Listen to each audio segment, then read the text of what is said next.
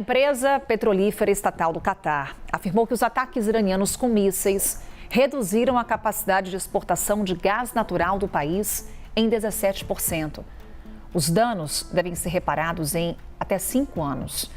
É a preocupação que temos, Américo Martins, e que vínhamos falando sobre os ataques às infraestruturas energéticas. Traz para a gente as informações, então, e, claro, os impactos em todo o mundo a partir dos mais recentes ataques, Américo.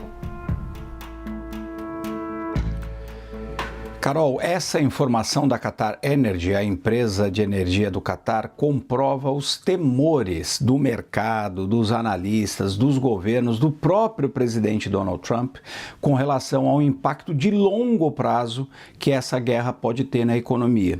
Porque quando você fecha o Estreito de Hormuz, como fez o Irã, você impacta, obviamente, o transporte do petróleo. E isso tem um impacto imediato no mercado. Mas quando você tem ataques como os que estão acontecendo com cada vez mais frequência, inclusive dos dois lados, porque Israel também atacou um campo de produção de gás do Irã e o Irã retaliou pesadamente a esse ataque. Quando você tem ataques como esses e os ataques sistemáticos do Irã contra refinarias, contra áreas de produção, você acaba tendo um impacto de muito mais longo prazo. Aqui você não está falando do transporte do petróleo que já está produzido, você está falando em atingir, danificar muito seriamente a produção de energia.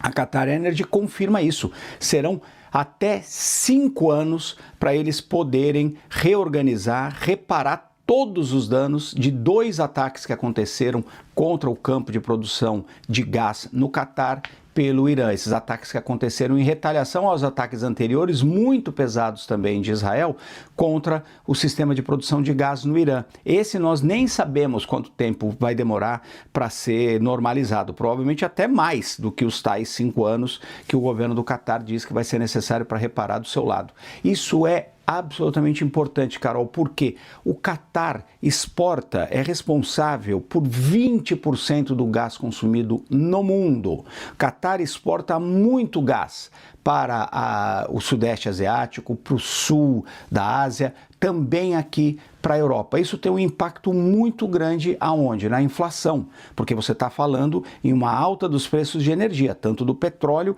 como do gás. E isso leva a uma grande inflação, uma grande instabilidade no preço dessas commodities. Essa é a expectativa, inclusive, do governo do Irã, que essa turbulência acabe levando ao final dessa guerra. Por isso, eles continuam atacando esse sistema de infraestrutura. Hoje, nós tivemos mais um ataque do Irã contra uma refinaria, dessa vez no Kuwait, que pegou fogo. São muitos ataques contra muitas refinarias no Kuwait, no Bahrein, no Catar, na Arábia Saudita, no Iraque e também os ataques de Israel contra essa produção de gás no Irã. Nós estamos falando de um impacto de muito mais longo prazo nesse mercado. Agora, existem alguns sinais, Carol, de que essa situação eventualmente possa ser remediada. Em primeiro lugar, 2 sinais que vieram de Israel. O primeiro-ministro Benjamin Netanyahu disse ontem que vai atender a ordem do presidente Donald Trump, uma ordem que foi dada através das redes sociais, quando o presidente Donald Trump colocou em letras garrafais: Israel não vai mais atacar a infraestrutura petrolífera e de energia do Irã. O Benjamin Netanyahu disse que aceitou aí essa exigência do presidente Donald Trump e que Israel vai voltar a focar os seus ataques contra alvos militares e políticos do Irã. O segundo ponto relacionado a isso é que com essa contenção de Israel, é possível que o Irã também, para evitar justamente provocar novos ataques contra a sua estrutura, também evite ataques pesados, como o que fez contra o campo de gás do Catar. E o outro sinal é que o primeiro-ministro Benjamin Netanyahu também disse ontem, numa entrevista, que talvez essa guerra esteja mais perto do fim do que as pessoas imaginam. Lembrando que Israel deu início a esse conflito, arrastou os Estados Unidos para esse esse conflito e tem um interesse enorme em enfraquecer o máximo possível o Irã. Até aqui, toda a retórica vinda do governo israelense era uma retórica muito violenta, muito destrutiva com relação ao Irã, e essa foi a primeira vez que o Benjamin Netanyahu começa a falar na possibilidade do fim da guerra.